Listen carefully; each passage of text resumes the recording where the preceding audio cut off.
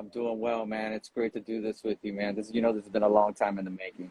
It's here, man. We're just gonna jump right in with your history because you are so deep in the game. We have a long history. We've been rocking together for years. Let's start. Let's start where it all started, man. Odds Crew. What is that? Where did it start? Who was down? Well, first, let's take 1 second to recognize the shorts that I'm wearing, because that right there is what all my friends are scared of wearing right there. Those And shorts that right there, look at those shorts. That is amazing. now that's Once I, Miami, no that's doubt. amazing. Sure, So those shorts are also very good for getting paint, if you know what I mean. yes, yes. So really, Odds Crew actually begins in my junior high years. It begins in around 88 to 91, right? So we're actually a bunch of friends in junior high, but we're not really taking graffiti seriously yet, although we're into it.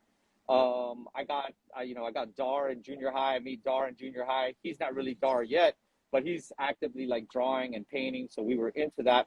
We had a good friend of ours that passed away in junior high. I think that brought us together. His name was Chris Bartley. And Chris Bartley always had this dream of actually just doing one graffiti piece. And that graffiti piece that he wanted to do was called One Time Rider. After he passed away when we were in junior high, we actually, well, not we, but actually somebody ended up painting that mural inside of the school. And that's really how it kind of begins for us, is in junior high, but later we move on to high school.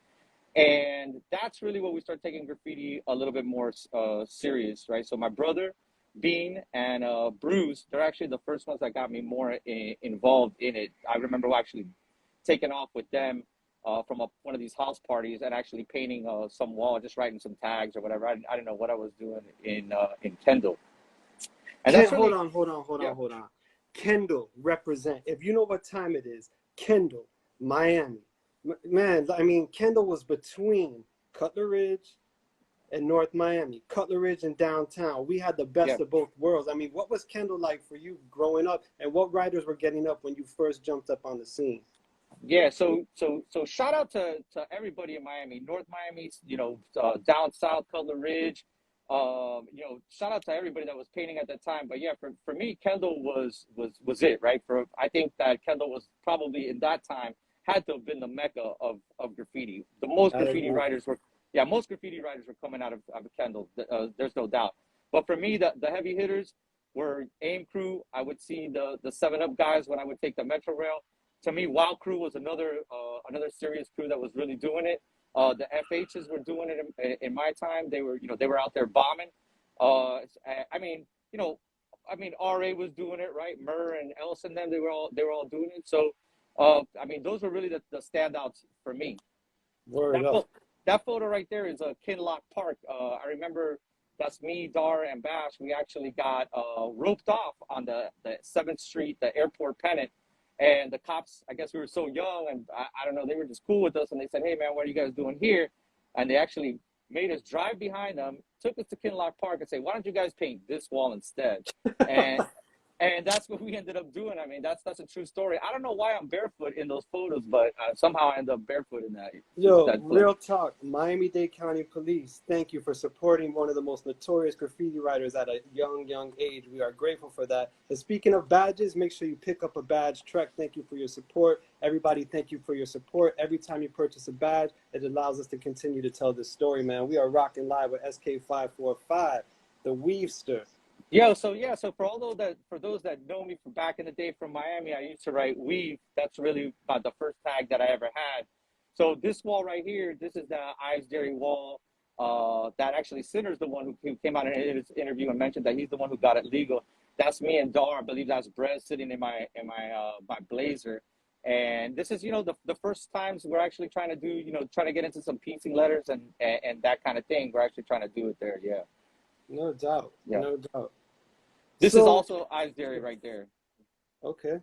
Yeah. And so how do you go about, when you first started developing your style, did anyone mentor you? Did how No, did that, go you know ahead. what I didn't. I really didn't have anybody take me under my wing at that time. I think Dar was probably the freshest one out of all of us, but I really didn't have anybody like showing me style. We're just like looking at Kendall writers, looking at pieces that were going on back then.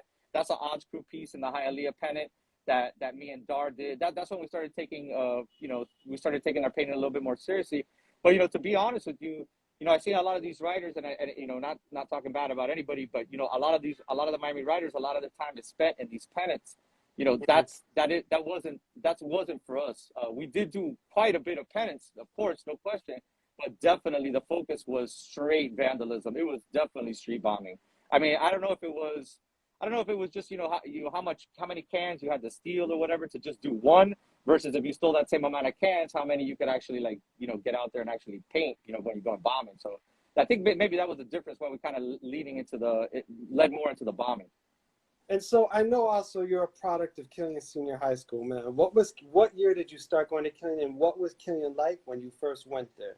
Yeah, so I was a little bit diverse and kind of the link, I think, with a lot of the graffiti that was happening in Miami with my friends that were in Killian, because I didn't go to Killian the first year. I actually went to Mass Academy when it first opened. So I was commuting every day. I was commuting from Westchester. I was commuting all the way to Vizcaya, all the way to Key Biscayne. So I would see the rooftops that AIM Crew had, that 7-Up had going on, and my friends that were starting to meet you guys back in Killian, they would tell me about you guys, and then I started to share with them this other side. I was the one who showed them the rooftops. I was the one that was telling them to get to the Metro Rail to come check these spots out and these pieces that were happening. So I kind of bridged that. I was actually learning about them because from this magnet, some of the girls that went there. Oh, you got to stop on this photo right here, though. This one right here. But yeah, so I was meeting some of the other writers, or learning about the other writers from some of the people at the magnet school. So I was able to kind of bridge that gap and show them these other walls because they were bringing flicks. Now this photo right here. So, all right. So actually go back one, Brim. Go back one. All right. So we're fast forwarding now because we're trying to get all these photos in here. But this right here, this is about 90. I think this is like 93, 94, right? Mm-hmm. So about 93, 94, you put Bash down in STV, right? And we all wanted to be, STV. And by the way, for those of you who don't know, the first time I ever heard STV, and I heard what it meant, my mouth dropped, and I didn't even know the history of it yet. And I don't know, Brim, if you remember me when I met you. I met you at IHOP one day after Odds Crew was bombing, and we ran into you guys. And you just jumped into a circle and you were just dancing like this. Booty, let's dance. Let's dance to the drummer's beat. That's it. Let's go. Yeah, yep. So so you can see here. This is a big deal for me because on the left of me, at the lower left, you can see a DAR STV tag. But I wouldn't write it yet. Bash had told me, you said it was cool to write it. I said, no way. Brim's gonna have to ask me to write it myself. So you can see that I didn't write it. That's what, 94 there on the side. Yeah, I think it's 94. So I wouldn't write it because I didn't get asked to write it. So I kind of just said no, until I'm personally asked. I don't want to write it yet. So that next photo is actually the summer, I think, of 94 right there. So GA and shout out to Guru, your cousin Guru. Yep. They show up, and already by this time we're already much closer, right? We're already hanging a lot, although we're hanging as Odds Crew and STV. At this time, though, at this wall is when GAs and Guru came up to me and asked me to write STV. And that changed everything for me. Because I was going to college, that's Gainesville. I was going to college because it was the thing to do, but not because I knew what I wanted to do as a kid. Just kind of going to school to go to school. Mm-hmm. So at the end of 94, right there, that fall of 94, once I became STV, I said, that's it. I'm STV. Now I got to go back to Miami and let everybody know why I'm STV. And then that begins the next series of photos that you're going to see. So you mentioned also, you said what STV stands for. What was it that you were told it stood for that blew your mind? There's only one. Specialized to vandalize.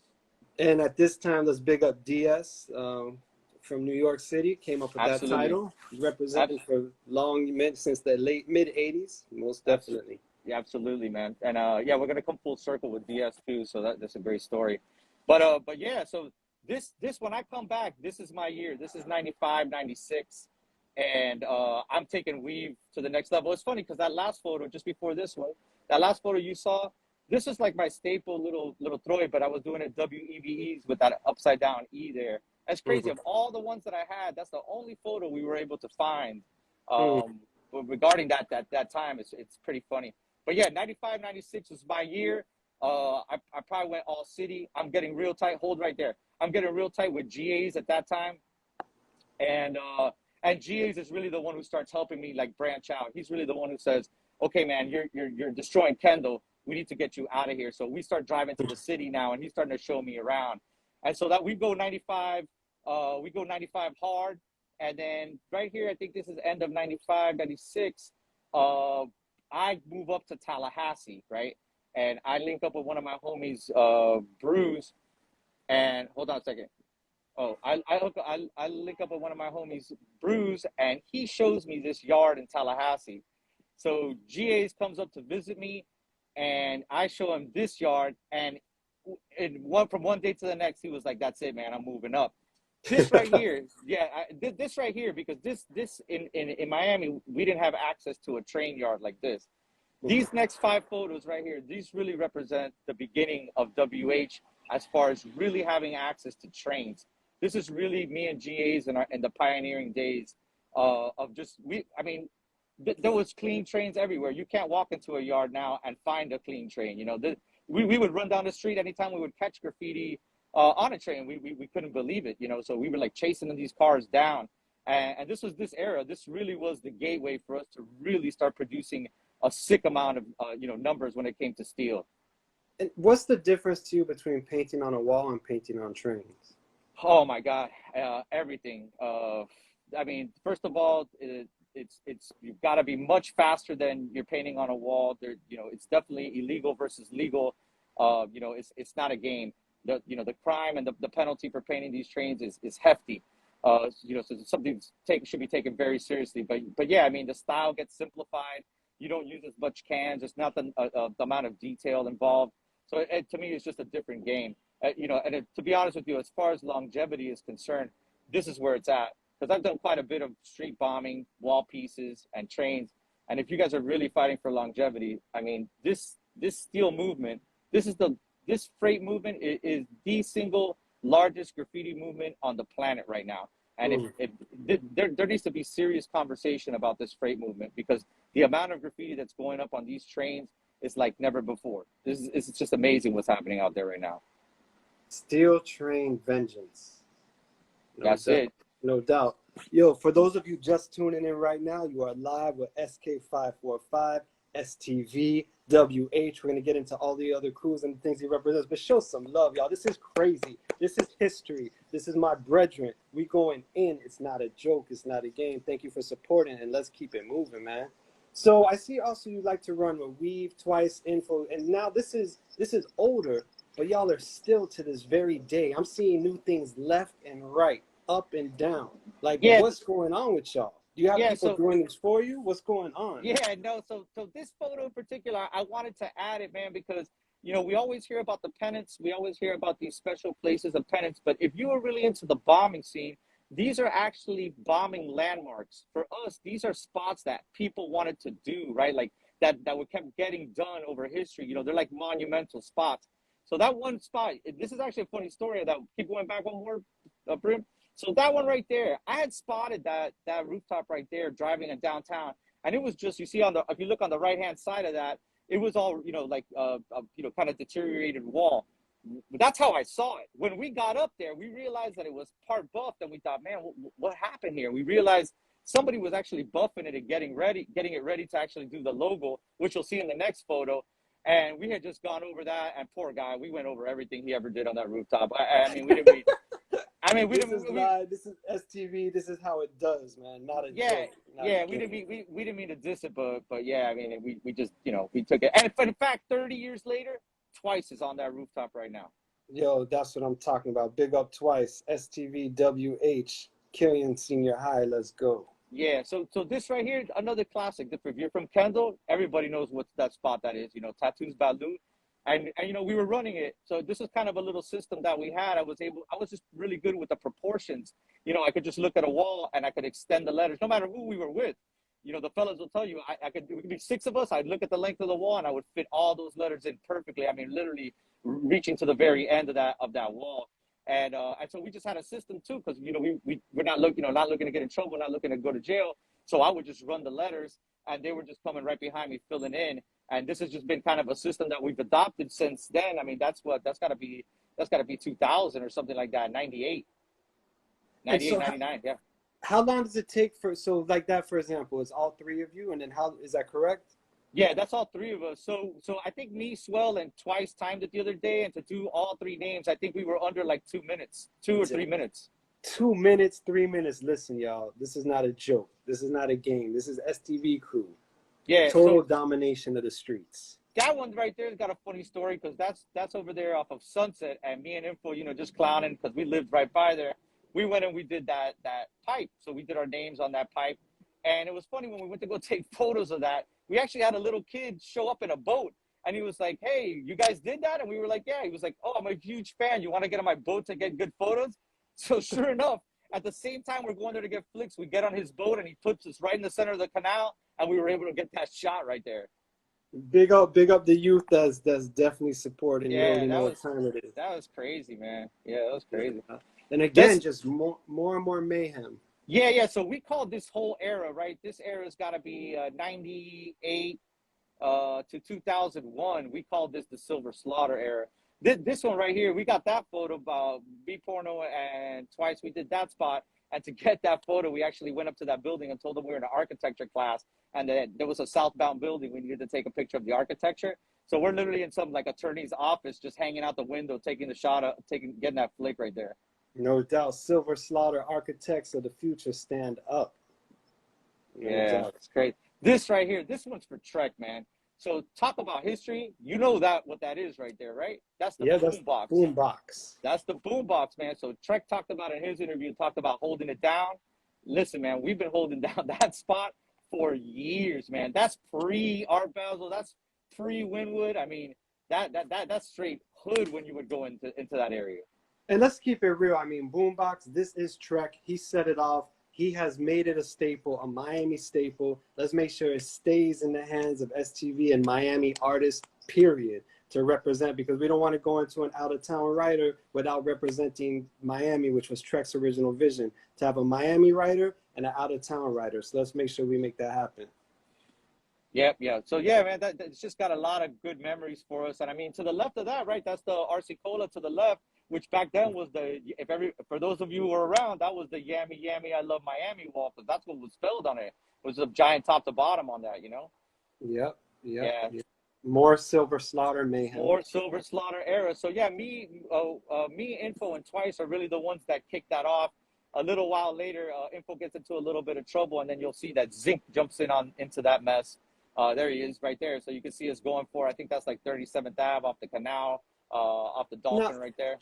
Now, I could definitely tell you did the weave. Who did the Twice and the Zinc in those? At this one, we all did our own right there. Nice. Yeah. Nice. Yeah. Fresh. So it just depended. Like if we thought the spot was like real chill or chiller, right? Then everybody was kind of doing their name. But if there was like an issue with spacing or speed, then everybody was just like, hey man, just get it. Just get those letters and let's just get it. No doubt. This was right off the highway, wasn't it? Yes, I remember it. Yeah. I remember it. Yeah. Right past the airport. Yeah. That's right by the airport. Yep.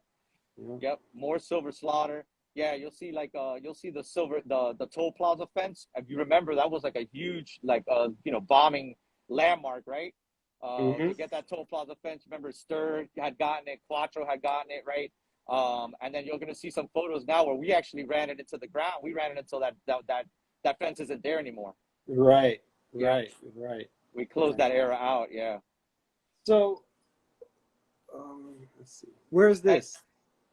Man, that's off of 95 somewhere, man. Who knows? Big up Twice, Info, RGS. Let's go. Yeah, Twice, Info, RGAs. Yeah. Yep. Those are good days, man. Okay, we got to stop for a second because y'all are funny, man. Y'all are some comedians. I mean, what's going on here? Remember our name? Man, there is no doubt. When I saw that billboard, I said that has to happen, man. That has to happen. I think Info's locked up at this time for a little trouble, and I remember they're like transporting him or changing wherever he was at, and we kind of knew that something like that was happening. He was on his way out, and on just coming out, man, he drove right by that, and he looked up, and I remember him telling me, he was like, "Yo, man, it made my day to see this was still going," after he had taken that little hiccup. No doubt, no Yeah. doubt.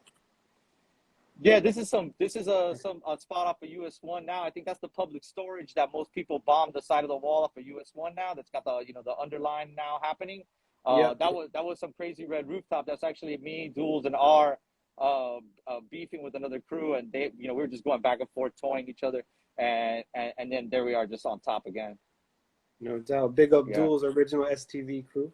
yeah, yeah. I mean, we were so crazy. That's me climbing up on the roof in the middle of the daytime just to get the day shot. Word. Yeah, we're not right in the head. That's crazy. So, how you've been doing this now for over 30 years. Like, how has your philosophy changed over the years about writing? Man, so a little bit, I guess, in the sense of I'm definitely focusing on being well-rounded now, right? Like I want to get it all. So it's no longer just the street bombing.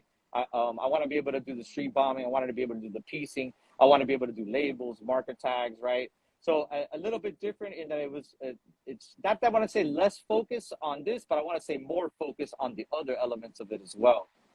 No doubt. I mean, you got bombing for days and days and years. Yeah, Oh, yeah, hold up, yeah. hold up. I spot a stir right there.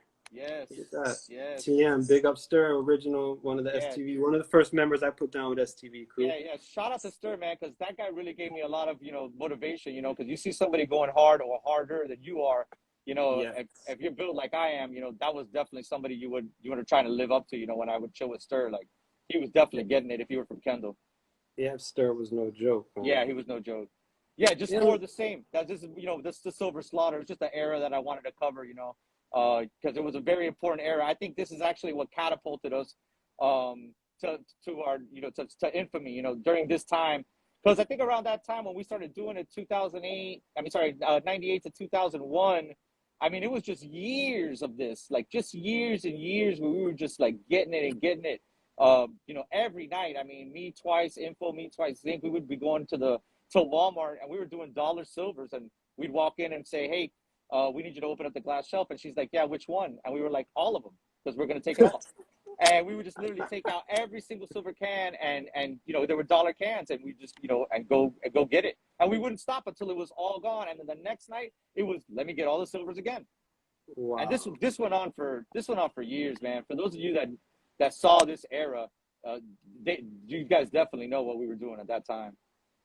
And now Yeah, you start getting into some piecing. Go ahead. yeah. So Mikey Duel's always pushing the envelope. You know what I'm saying? Duel's always pushing the envelope for us. Wanted to do the pieces, wanted to do this, more elaborate stuff. Getting it bigger. This spot right here is off of Tropical Park. Was sitting in right there by the horses stables, and they were just laid up this trailer. And say we just got after it like that. Mikey pushing the envelope, with the characters in the background and all that.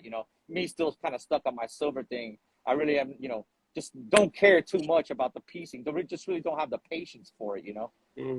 But we're about to get into some piecing, man, because that's where we're taking it. Yeah. So this right here now. So we go through some trying times after 2001, 2000 from 2001 to 2006. I get roped off pretty bad. I'm in probation. We're kind of a little bit out of a lull there. I had a lot of life changes happen during that time. After that, I start coming back out and I start dropping these STVs all over town. So you're gonna see. So now we're changing from the silvers and blacks to the blacks and whites, and this actually reigned into a new era. And this is what we called as a crew. We actually called this the blackout. And then you're just gonna see a series of photos now. That's just gonna be like me just doing the STVs and with Dar and with R. We're just getting these up now. We're really just trying to focus on getting the crew back to what we thought where it needed to be. Yeah, I love your take on the cracks in this one. I rarely see cracks that go like through the whole entire letter and the actual letters broken apart. You know what I'm saying? Yeah, I think talking with R, this is the biggest STV we've ever done to date. I think that STV is like 30 or 40 feet long. I'm not sure how tall that container was, but I think to date, and R can chime in on the chat, but yeah, I think this is the biggest one to date. No doubt. Yeah, this is me just into some fonts, and it was just me pretty much just saying like, mad STV everywhere. That, that was really just a statement there. No doubt. That's That's on the Turnpike South. Yep. Yep. Yep. More of the same, man. The blackout. That was just another era. That was probably like 2008, 2009. It was just like all these we're just pushing the crew as much as possible. No doubt. I mean, So yeah, so here we go. Like, so now, right, I'm done with weave, and these photos right now, this is the birth of ESKAE 545. so This is really, what is ESKAE 545, and why did you put weave to rest? yeah, so since I had gotten in so much trouble with the weave, we just thought it was the best thing to not keep putting my name out there. They already knew who I was. They had already come to get me. We just, thought, hey, man, if we're going to start fresh, and I think my team, knowing how it would be, knowing that I wasn't just going to take whatever tag lightly, they said, hey, man, you should probably change it. So the SK was just two cool letters that I love to write, just an S and a K, and I love the abbreviation, but you could spell it out long ways, phonetically. But the 545 was just something that I picked up on in my single days of when you're just dealing with, like, I was just seeing, I'm really into being a pickup artist, like actually talking to girls. And the 545 meant you can actually walk up to 5 10s and not fail. So you would be 5 for 5. You heard it. It went from graffiti to the dating market, SK, slaughtering walls, slaughtering everything else. You know what I'm talking about. And it's crazy out here, man. 5 for 5, yeah. So this photo, I had to add this, man, because this is just funny. So this is 2011-ish. Helm gets put down in STV. The young blood is always fantastic to have, man, because they're hungry, they're fired, they're ready to get it. And I think they add fuel to the flame, right? When you put them down, they got something to prove themselves. And this photo is actually funny because we had scoped this spot out and we went there to do it. Couldn't do it because the dogs were barking, So I thought, something stupid that you see on TV. I'm like, yo, Helm, let's go get some peanut butter, man, and see if we can't feed these dogs. So we go to the store and there's no peanut butter, but there's Vienna sausages. So I get a couple cans of Vienna sausages with Helm, and we go back to that fence, and we're just feeding these little dogs Vienna sausages, and all of a sudden they got quiet, and we were able to paint this whole thing, right there on the other side of it. I can't even imagine what ended up happening to those little dogs from the 3 cans of Vienna sausages that we gave them, but that story is actually pretty funny, man. Yo, man, we talking Vienna sausages with SK 545, the chef. It's not a game, man. We cooking up crazy stew right now with the stew crew. If you haven't yet, please purchase a badge. Help support us telling these stories. I mean, this is just so inspiring. The art is crazy. Seeing the love in the chat is amazing. We really appreciate y'all. I mean, and we're going to keep looking at the silver slaughter with SK, man. Let's go. So, yeah, so you also, I see, you have, when you bring on a new person in the crew, what is like kind of the format? How do you coach them? How do you get it in? What do you see in someone to bring them into the crew to begin with? So definitely we obviously, if your you're doing a lot of graffiti, we love that. But more importantly than that is who you are as a person. You know what I'm saying? We have a few rules, and rule number 1, they could chime in right now. Never, ever sweat. And you never, ever ask to be in a crew. Never. You don't do that. So, Helm was a great person. He was active. He was doing what he needed to do on the streets, and he was the perfect fit for us. And he came hungry. This is me and R. We had a really good run of. We were doing a lot since I became SK, right? You do what you got to do to get the name out, to do as much as possible to make it famous. And me and R, I mean, I don't know if it's a lot of luck or a lot of hard work, but as you can see, we're starting to get caught. Like we're on the Channel 7 News. We start getting caught in the newspaper. And we just had a hell of a run in a few months. I don't know. We got lucky, I want to say. No doubt. Yeah. No doubt. Yeah. These are just some random blackout, like the blackout era, just shots. So as this starts happening, like everything, for me, it's not enough. Like, I just want more. Right. So we just keep going with these feelings, but I just want more. Right. This is where you're going to start to see the piecing kind of come in. I just want to be able to do more. I want to be better. I want a piece like I was bombing. This, I don't know if you recognize it, but that's that mall that sits right there on 5th and Alton. And I actually walked all the way up there, and you could see it on the rooftop that I did it. I mean, I don't think it even ran 24 hours, that thing. But I was able to get up there and rock that like that. It was good. Nice. Yeah, good spot. Yeah, that was a good spot. Oh, man. Yeah, so So get money. Yeah. So this right here is just me trying to be outside the box, right? I'm looking for new surfaces. I'm looking to push myself into things, So you're going to see the next series of shots. We start getting into like these abandoned locations that I was really into. I mean, I'm still into them, you know, but these kind of different things that I was doing, it's just more of the challenge, just something different, you know, that this is what you're seeing now. So were these trucks, is this an abandoned truck or was a live truck? Yeah, you know, I'm not sure, you know, it wasn't a lot. I'm not sure if it was abandoned or not, but it had a helicopter in there and had a SWAT car in there, and all of them got it. Wow. Yeah, everything got it. This is Big, Turnpike, me and Porno. no Shout out doubt. to Porno. Yeah. I think this is Wynwood, right? This is me now starting to bomb in Wynwood now. Yeah, but again, I'm still more focused on the bombing. I'm really just trying to get ESKAE, the name out. I'm pretty much trying to do what I did with Weave with ESKAE. So I heard also this little story you have with a stencil on a bag. Can you talk about that a little bit? Oh yeah, that's funny that you mentioned that. Yeah, so I had cut like I had like a duffel bag, and I had cut out a stencil on the bottom of the duffel bag, and then I would just trying to think outside the box. Right? I was just walking around with this duffel bag in my gym clothes, and I would just put the duffel bag on the ground, grab a spray paint can that I had inside the bag, and I'd spray it inside the bag. Meanwhile, when you lift the bag up, it would leave the stencil on the ground, and I was going around all over Miami doing that for a little while. No doubt, Yeah, man. this wall is important because this wall I end up meeting Sultan in this wall, and we become friends. I meet Sultan because of Twos. I had met Twos the year previously, and then this all starts to connect the dots when it comes to the Forest crew. So I meet Sultan here, and later on, then I end up hooking up Sultan and Hoax on a wall, and that really kind of starts the beginning of the friendship. We're not fours yet, but we're all just starting to get along. Ras gets introduced into this a little later. My boy Sear, who was working for Montana at the time. And so just kind of, I put it in there because it's just an important piece of the puzzle as we all start connecting the dots. No doubt. No doubt. Again. So the Yeah, sticker game. Again, you got styles, throw-ups, pieces, trains, everything. Stickers too? yes, you know, so the sticker game was something I felt like I was, you know, wasn't really my thing. So it was, again, like I said, I was seeking to be much more well-rounded. So we started to evolve more into the sticker game. I think me and R got the first 1,000, and this wasn't even like a big deal yet in Miami. I mean, when I say this is like 10 years ago already, you know, so it wasn't even a big deal. I gotta say, I probably even inspired Info, which all of you have seen right now. I mean, I just don't think that anybody has ever done anything like Info as far as stickers in Miami. I mean, Yeah, you see info stickers everywhere. yeah. So this is me and my boy Fume right here. We're getting it in. He was down to do some more bombing. Shout out to Fume.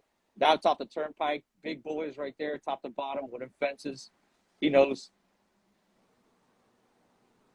That's a toll plaza fence again. You know, so I put these because these are bombing landmarks for Miami Bombers. And we ran that's it. That ran to the ground. That was it. I think there might be a wall there now, but we ran that all the way to the very end. This Yeah. is this spot right here is where I actually is the one charge that actually stuck for me. I actually get this is the only charge that gets stuck. This is my Eleanor. This is the one that I got roped off for, man. Of everything I did, this is the one that I got roped off for. No doubt. So now the style's starting to develop. You're moving away from the silvers and you're starting to get more into nice style letters and Yep. pieces. Yep. So I think this is the 20-year reunion for WH right there. So GA's had, I had gotten that wall permission. GA's helped us out with all the paint. We had everybody coming in from out of town, and we're actually celebrating 20 years of WH at that point. It's crazy to hit the fast forward button on this. Writing history, y'all. That's what we're doing. Yeah, that's just a trip to New York that I had. As I'm developing ESKAE. I think I put that in there because that's the same trip. That's 2013. That's the same trip that I meet Hoax from New York, and me and Hoax end up hitting it off. And Hoax comes down after we meet each other in I think it's October. Hoax comes down after this to Miami, and I start hooking him up with the walls, and that was it. Him and I just connected, and the rest just is history. Word. Yeah. Yeah, just another container, man. This is me again, just starting to develop like a style, trying to get more into piecing, right? Learning colors, just messing with it. I just really didn't have the patience for this. I mean, I think I knew I could always draw, but I just did not have the patience for this, man. For me, it was the number one thing, the only thing that mattered was bombing. And I think for everybody that was STV, it was taken quite literally. You know, we were specialized to vandalize, not specialized to peace. That would have been a different crew. Word up. A SWAT car. Come on, man. I mean, just trying to be different. Just trying to be different. No doubt. No doubt. Yeah, No yeah, doubt. that's good. Go big or go home. Yeah, so around this time now, I'm starting to realize that everybody knows me in Miami. They know who I am. Somebody had told me, hey, man, what you need to do is get out of here, man. You need to start traveling. You need to start, seeking other locations. Get your name out there on a national level, on an international level. And that's exactly what I did. This is the trip I took with Heist. Sorry, that's the picture right there with Hoax back in New York. He was the one who gave me that spot. So you can see, I don't even know what I'm doing there with pieces, but I'm trying. So yeah, so I take off and we start traveling a lot more, man. And I'm just trying, everywhere I'm going, I'm getting up. Look, that's the boombox again, Brim. Just to show you the history behind that. That's again with Trek. It's just crazy to see it from 2000 to, man, I don't even know what that was, 2013, 2014. Holding it down. Yeah, that's crazy. That's that same wall. Yeah, same wall. Yeah, that's the one I hook up Sultan with Hoax, and this is kind of like where the connection starts to begin. Yeah, that's me in Las Vegas. Again, just traveling, trying to get my name out. You can see, just kind of evolving, as far as my letters are concerned, just kind of just playing with it, learning. And I see you have also, you have a lot of followers on Instagram. How does Instagram work in terms of traveling? Do you meet other writers through Instagram, link up in their cities, and, they show you the spots to go paint? I do, man. But most of the time it comes from people that they vouch for somebody, typically complete strangers is not my thing. There's typically somebody in the middle that can vouch for this person, Right. Yeah, that's more New Orleans. That's just, again, more, there's a bunch of photos of it now as I'm branching out. Now I'm trying to go out to each city. I'm bombing them, but I'm also piecing them as well. And have you ever considered, getting into more of the gallery side of things, selling work? Is that something you're interested in? If it happened organically or something like that, I'm fine with that. That's the Krog Tunnel in Atlanta. If it happened organically or something like that, it's cool, but it just never been a main focus. It doesn't matter to me today if I do or I don't. I never started graffiti to become a professional artist. As much as I love it and maybe could do it, I don't care. I really just don't care about that. Given the right opportunity and the freedom, I think I'd be willing to explore more. That right there is that's in Bimini right there, Bimini, Bahamas, some abandoned location I found. And you really have a talent for choosing the right colors, especially based on its surrounding, not just the building, but you look at the blue water behind. And when we start to see some of these pieces you did on these, these abandoned structures, it looks like it belongs there. You know what I mean? Yeah. I'll be honest with you. I do. I love incorporating the structure as well, and I love in particular that some of these locations are pristine. So no one has ever been there. I just think it gives it a completely different look when it's pristine. Like you're the first person. It's just something really cool for me to do. No doubt. I saw this one. Yeah, I saw that one. That's Cleveland. That's Cleveland, Ohio. That's hanging out with the WH boys out there. We're doing some trains. Shout out to Riddle, Pro, Guard, all the guys out there that helped me get it in. I was out there. We were a bunch of us out there. Had a good weekend out there. This is Detroit. Shout out to Story right there. Story helped us out with getting on that wall. So I also see you put up Scan. Can you tell us a little bit about Scan and who he is? Yeah. So Scan was a really good friend of mine. I was fortunate enough to spend the last few years of his life with him. Got to know him. We got really, really tight. We shared a lot of good moments, man, when it came to painting. We had this conversation recently about it, and with one of his boys, Souk, who's also a crew member of mine. And we realized that I think when you realize that tomorrow isn't promised, I think that all the senses were heightened, all these moments were cherished that much more when when we knew he wouldn't be there tomorrow. So everything counted, and it was just a time where we were vibing. The energy was so good, When I met Scan, I didn't even know who he was in his hometown in Montreal. I just thought he was some writer that does legal walls. And it wasn't until one of these photos that you're going to see where I actually pick up Scan to go do trains. There aren't any trains available. So I tell Scan, hey, man, there's some abandoned hospital I've been wanting to do. Are you down to do it? And he says, yeah, but I'm still, not sure how he's going to react to this. And the next thing you know, Scan is climbing on roofs and trying to break it and entering. He's pulling locks. He's all over the place trying to crack windows open. As And you, as it says, wall homicide. That's what y'all do. You know what I mean? Yeah. Slaughtering walls. Yeah, that's Richmond. Shout out to Porno right there. We were going crazy right there before it didn't end so well for us there. But yeah, that was a good time. This is Rome, Italy. This is me and Dar just doing a little tour there. GA's was there, Six was there. I think Jabber was there, Heist was there that day during that trip. So all of us kind of just met in Rome and just went bananas. I love that 545 with the Instagram looks. Yeah. It's those it's those nice little touches that really, your style. It's very readable all the time, and I feel like it's your colors and those little touches that just make your work stand out from other people's work. You don't go too difficult. You keep it simple all the time, but with your simplicity, you really just do great things with it. You know what I mean? Yeah, thank you, man. Yeah, the readable thing is huge for us. I don't know if it comes from if it's an East Coast thing or even a freight thing, but yeah, if to me, if you can't read it, what is the point? I mean, if somebody, I think that's even why we kind of do the stickers the way we do them with simple readable letters, because in my mind, you have to cross over so that even the normal person, right, the layman can actually see it, right? Like they need to be able to see it and read it and say, who is ESKAE, Right. Yeah. That's the RC Cola. That's a little, when it was Bando there, I got in there and did a little something there.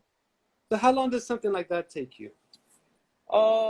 That's probably just a few hours, probably like 4 hours or something like that. On the trains that you're going to see coming up, those probably take us an hour and a half. Today I was out there with Rask and we were able to knock a couple out in just 3 hours.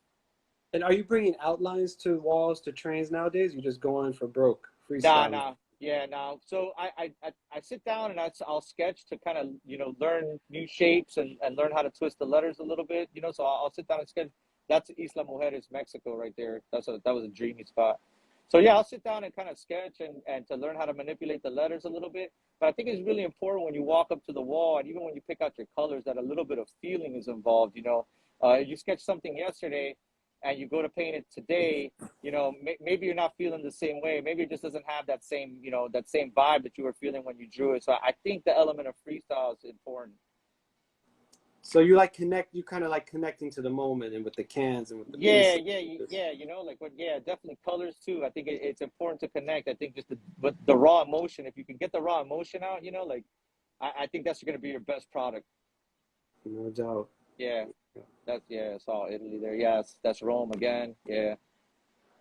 All Rome right there, yeah. Yo, so for those of you just tuning in right now, we are live with my man ESKAE545, STVWH. We getting it in. Thank you so much for joining us, man. This is an amazing just trip down art lane representing Miami history, Miami hip-hop history, graffiti history, worldwide history, writing history.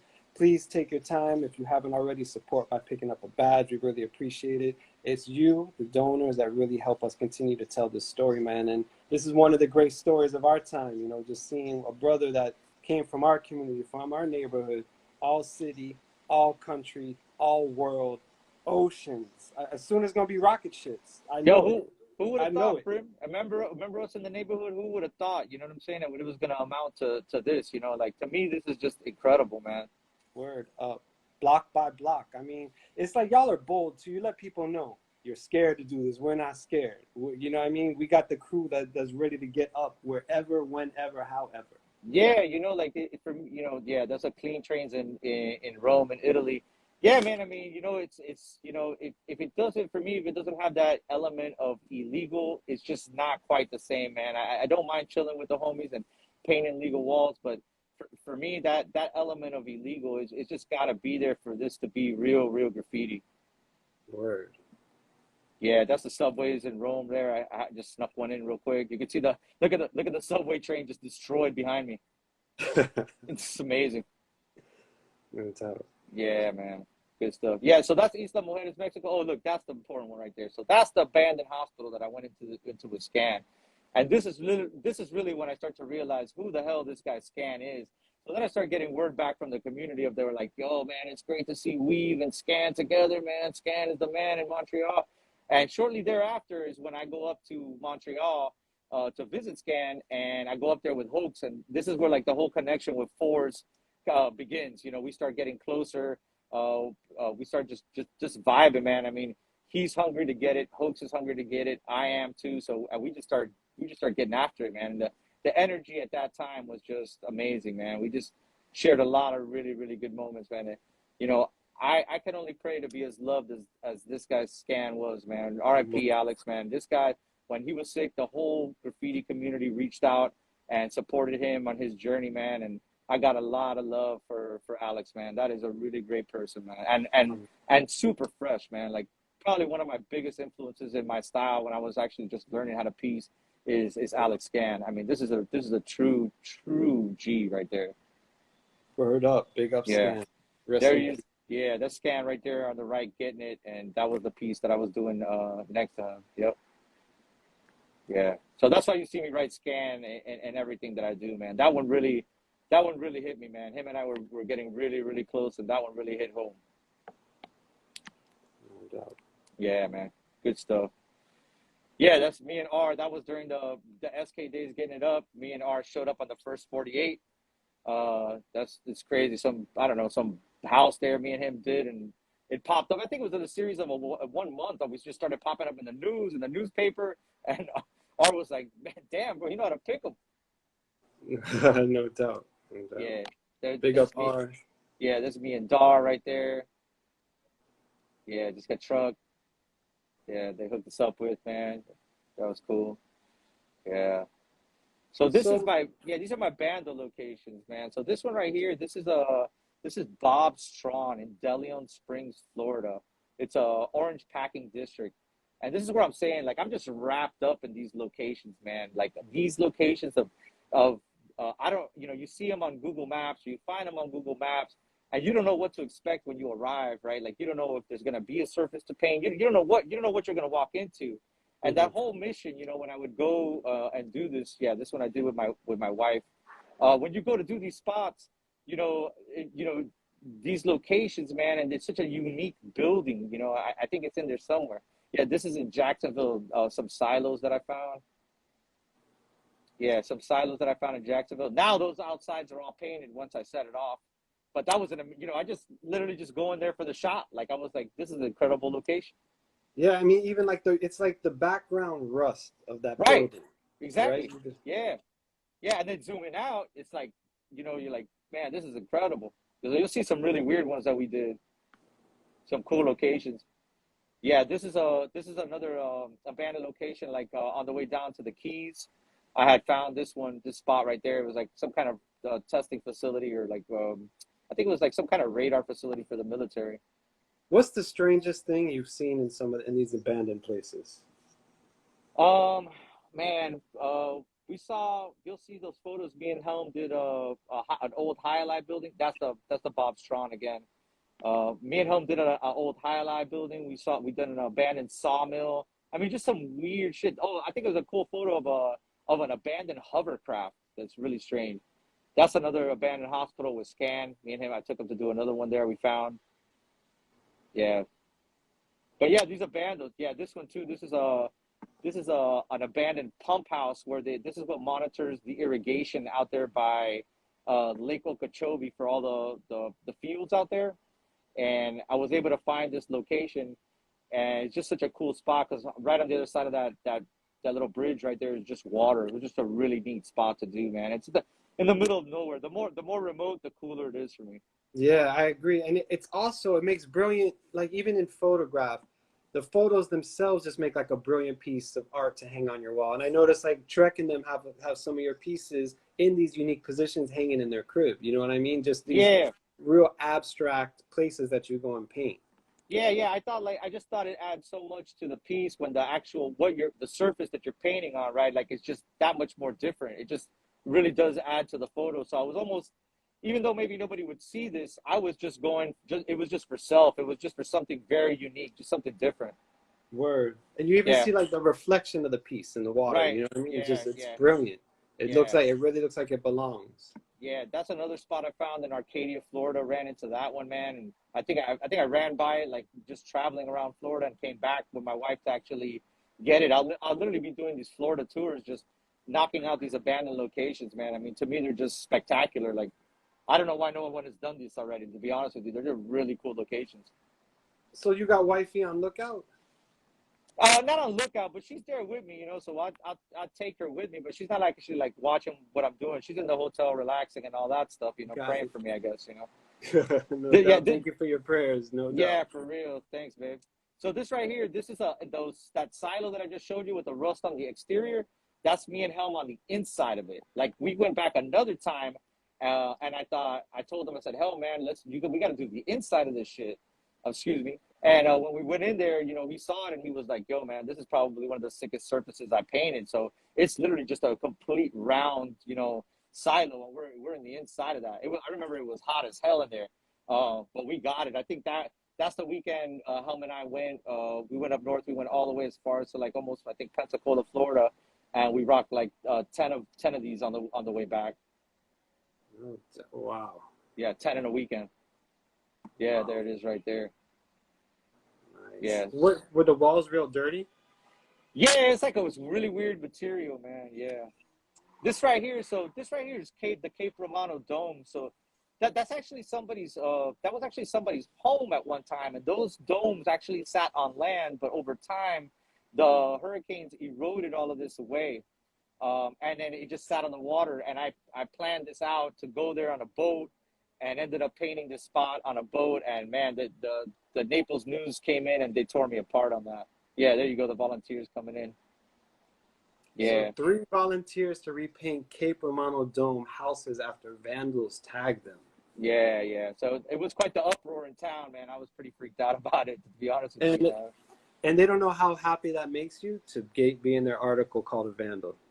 Yeah, I mean, Yep, more spots with me and Helm there, some abandoned buses. Man, I can't believe we're out of time, bro. Yo, I mean, this It's is crazy. You got a few more minutes to rock with me? Yeah, we'll keep going, man, for sure.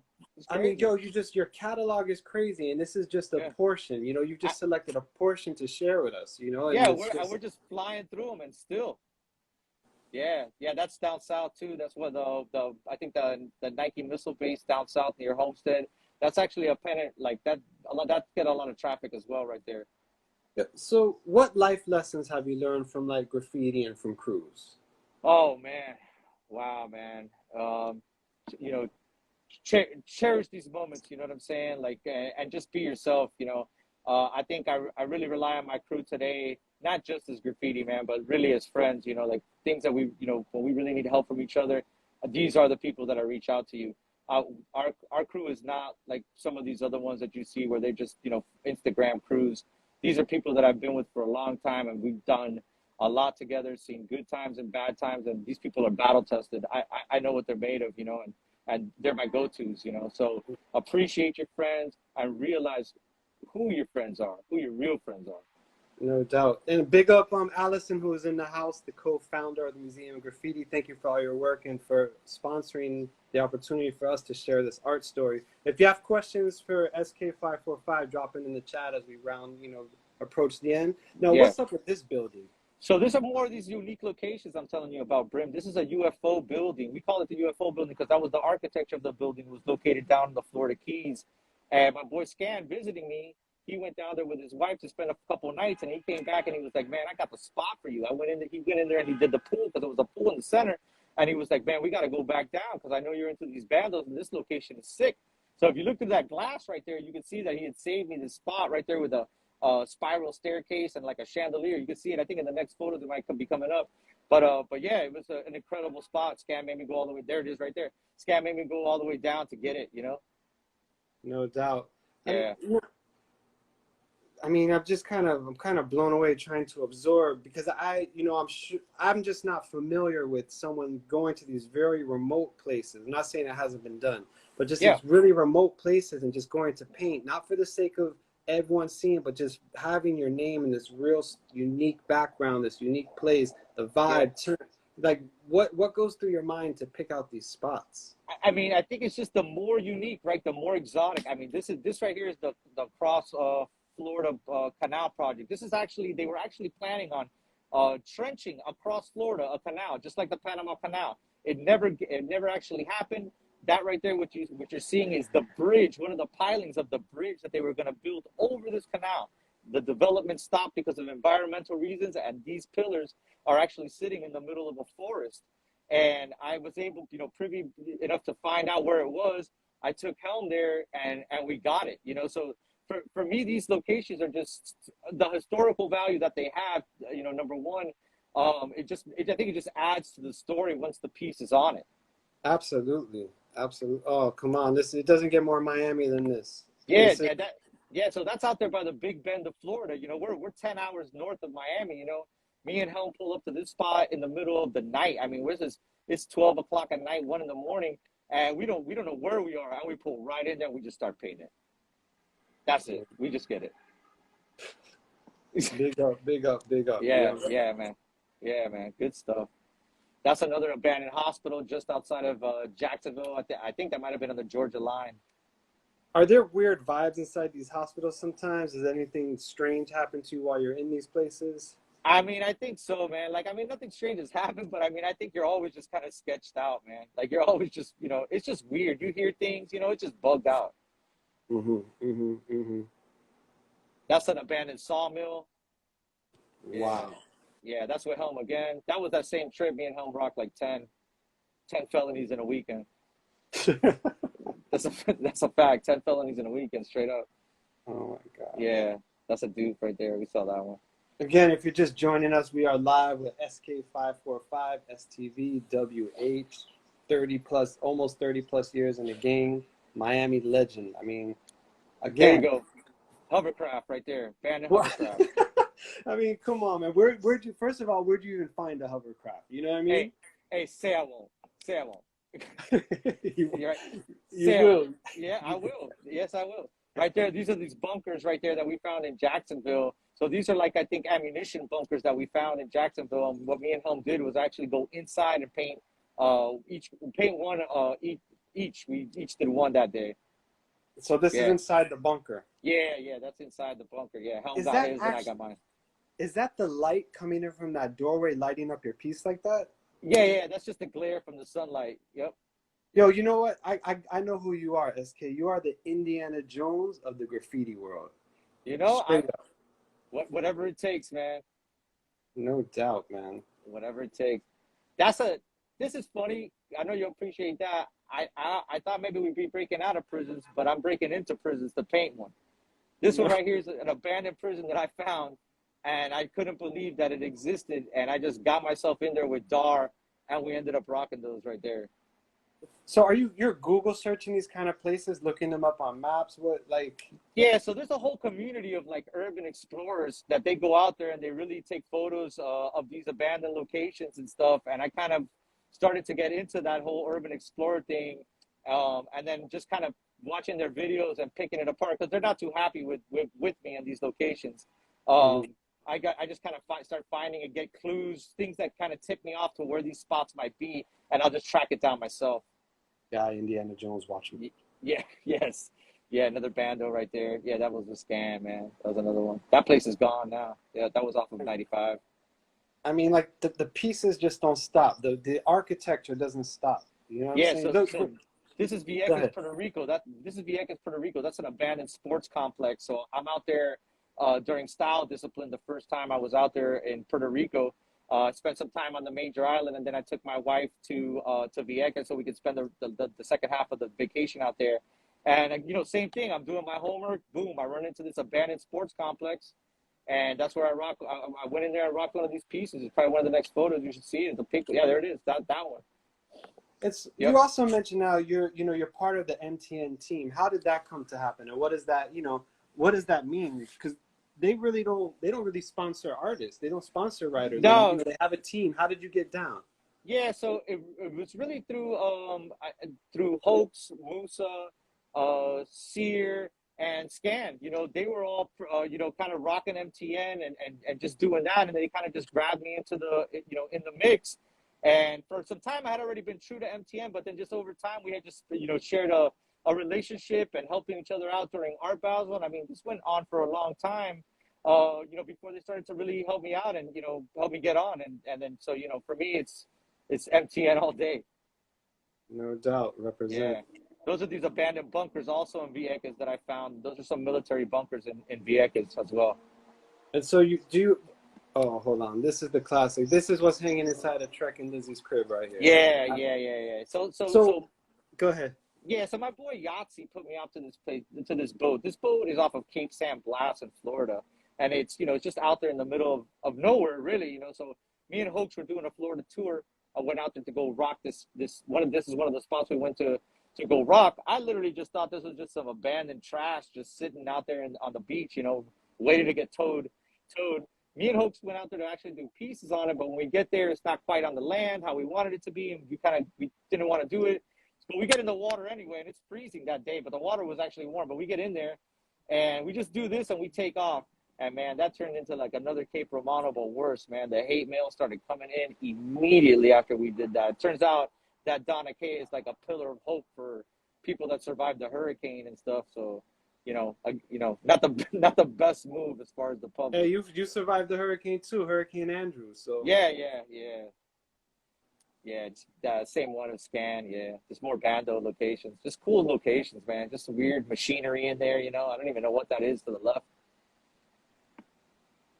Yeah, that's a UFO house again. Same one. We did that. Panama. This right here is a Panama Muralfest. Yo, shout out Dism for helping us all out to get out there, man. The forest crew. So this is one of the walls where they had organized. Dism had organized and Dreps had organized for the Panama Muralfest. And we were kind of short on walls and supplies. Some things just didn't work out so well, but this spot I ended up painting the giant word Panama in the background, and then we kind of tried to do some translucent effect with our pieces, so you could still see the word Panama behind it. And I rocked this one with Hoax. Word. Okay. Yeah. This is Born Miami Art Basel. So what do you think about like the Art Basel phenomenon? Being that, you know, everyone comes here to paint legally, what is your take on that? Yeah, I mean, good and bad, you know, like, I think it's great what it has brought and the exposure that it has given Miami as far as especially the graffiti scene. I mean, I'd like to say a lot of it, you know, a lot of me and my exposure has to do with Art Basel and people realizing who I am and who I was. But at the same time, man, like we deal with a lot of idiots coming into town, man, and just like going over your pieces or going over your bombing and stuff like that, you know, and that part of it is a bit annoying because every year I deal with an idiot. And we're kind of moving into your train section again. Yeah. Just pure slaughter. Trains. Yep, right? Trains. I mean, this to me is where it's at, man. I love doing you know, murals on walls, but you know, if you're really talking about what to focus on for your work to really be to last, it's all about the freight scene, man. I really think it's a conversation that needs to be had. It's the largest graffiti movement on the planet. We will most definitely get that in. Yeah, so you're just seeing just trains, Brim. So how was your family supportive of, or were they not, like you being a writer and, you know? Yeah, not at all, man. I lost my dad when I was 12 years old, and I gave my mom IBS. So for those of you know, that's irritable bowel syndrome. So every time I even mention graffiti to my mom, she's going to the bathroom. Oh my gosh. Yo. Yeah, it's like that bad. If she was watching this right now, she'd have to turn it off. Oh my God. Sorry to hear that, man. Yeah, straight up, real talk. That's Dallas. That's when Boy Beggs rocked that one. So yeah, this is just more photos of me just traveling now. We're starting to take cities out. And if you have any questions you want to drop as we start coming in towards the end of this interview, drop them in the chat for SK. Yeah. So so also like with the photograph scene, where's a place that someone sent you a photo and said, yo, I saw your train here, or was just the most random spot that you could think of? Yeah, that's cool. I mean, to be honest, the photos that people bench, so we call them benchers, right? Where they see the trains roll by and they take photos of them. The bencher photos are better than the ones I get because they'll have like some dope mountain scene behind it, or they'll have something, you know, snow in it, or just something cool that we're never going to get a shot of, you know, here in South Florida. Word. Yeah. And you mentioned 4S. Tell the crew what 4S is. Yeah, so really it's really SSSS, right? So see something, spray something. That's really what the crew is. We just kind of abbreviated it and call it fours, right? But it's really 4S. That's KBT crew. That's for their 25th year, the 25th year anniversary right there, killing big time. KBT crew. I did that one all by myself. That one. Yeah. Wow. Yeah, that was something. Yeah, just more, more walls. This one here is also in Wynwood. That one right there. I think that one's still running. And yo, we gotta take a little look at this writing history piece. Oh yeah, man. Put some videos in there for you. Yeah. Yeah. So tell us about WH Crew a little bit. Man, what can I say, man? Shout out to GAs for having this vision, man, because I couldn't stand the train thing, to be honest with you, man. I just love bombing so much because I would get on the car, drive around the streets, and, I could see what I did, right? I could see the results of my bombing. But, GA's always had this vision, man. He always had this focus on, like, this movement. Like, he knew before it was happening that it was happening. And we did a lot of it together. We were putting up a lot of numbers together, but he stuck with it. He really saw, what it was going to be. And I think over time, we just started to make some, I mean, we're sending photos, but it was like pen pals. There wasn't Instagram. There wasn't any kind of internet, any of this. And, started networking. Then the traveling started to begin. And, on the strength of him, on the strength of us, people wanted to start writing it. And, I think now we probably got one of the most dominating freight train crews on the planet. I mean, we really have a sick amount of numbers, man. Yeah, man. Big up GS, one of my early school writing partners. Yeah. Big up. That's Asheville, North Carolina with Trek right there. Yep. This right here is actually the second part to a blueprint train. I don't know if you have that other shot. So we had it. Sorry, go ahead. No worries. So yeah, me and Helm had done like a concept of doing a blueprint of what it takes to do the piece, and it was all blue, and we kind of drew the graphic lines like if you were looking at a blueprint. And then the very next train we did was this one, where we, instead of the blueprint, we actually added all the color to it. So we tried to do them exactly the same. One was the blueprint, and one was the actual train. Nice. Yeah, we do got the blueprint. Yeah. We got it. Here again, playing with angles, Yeah, that was for Three Sons Brewery right there. They hooked me up and asked for me to come and do that. I've always wanted to do a staircase running down like that, and I had never done it. And they gave me the liberty to do it, man. So I got it in for them. It was a lot more challenging than I thought, man, to rock, going down the stairs like that, the up and down, up and down, up and down. And I thought that was the last time I would have to do it, but I actually did it again for the folks at Farm Share, the food bank. No doubt. Yep, yeah. Yep. Oh, so here's your blueprint piece. Yeah, there's the blueprint, right? Yeah. So we literally did that, and then the next train we did, we recreated the whole thing, but of course added all the colors like we wanted it to look like. That is dope. What a dope concept. Yeah, really pushing the envelope. Your simplicity, but pushing the envelope. I love the concepts. Yeah, just trying to be creative with it, man. Just trying to be different. Absolutely. There it is. There it is. So here's the blueprint. Yeah. And the piece. Yeah, man. Dope. Good stuff. Dope. Yeah, and then this is just more of the evolution. Now I'm really just trying to push like the trains. I'm making them more complicated. I'm adding backgrounds now. I'm adding backgrounds to the background. I'm adding layers, stuff in front of the pieces. So really just trying to push the envelope on the trains, man. I'm trying to do the best that I can do as far as piecing is concerned. But again, for me, like in an illegal format, like the illegal thing is it's what drives me. Like if it's not illegal, it's just not quite the same for me. I hear you. Original graffiti style. Original. Yeah. So this is just all. Yeah. This is another bandit location now here by the airport. And that was actually Dism right there who told me, he's like, man, he's like, ESKAE, you got all the cheat codes. Cause I was just working different styles of background right there. And he was like, yo, dude, you got to write that, man. Yeah, just more trains, man. Just trains. That's for a little Halloween jam we had in Gainesville recently. So I don't really normally do all, characters and stuff, but I had rocked some zombie themes and stuff like that. Just make it a little bit Halloween-y. It was fun. That was a good time. Did that with Helm too. Yeah, that's with Zinc. That was actually a legal we had on 79th at a pawn shop, Sam's Pawn Shop. That whole wall was actually yellow, and we didn't want to buff it anything else. So we kind of designed the concept that would work with that yellow, so we wouldn't have to get rid of the yellow, and that's what we came up with, kind of this gold miner kind of theme. You can see we got like a little gold miner mole on the right, and yeah, the little buzzard and stuff we added. So yeah, yes, that was a good one. And so we're getting to the end of the interview, man. It's been awesome having you with us, SK. And is there any final things you'd like to share with our peoples? No, man. Thank you all for tuning in, man. Really appreciate the love. You know, this is everything to us. You know, like this graffiti thing it really is everything to us, man. It means so much to us. You know, we're lifers in this. This is not for us. This is not about money. This is pure love. I don't get paid for this. I don't care if I don't get paid for this, and keep it illegal because it's the purest form. No doubt. Y'all heard it. SK545, specialized to vandalize, writing history, art talk every Thursday. Thank you so much for joining us, for rocking with us. So glad to call you crew, call you family. You already know what it is, y'all. Thank you so much, everybody out there, for supporting.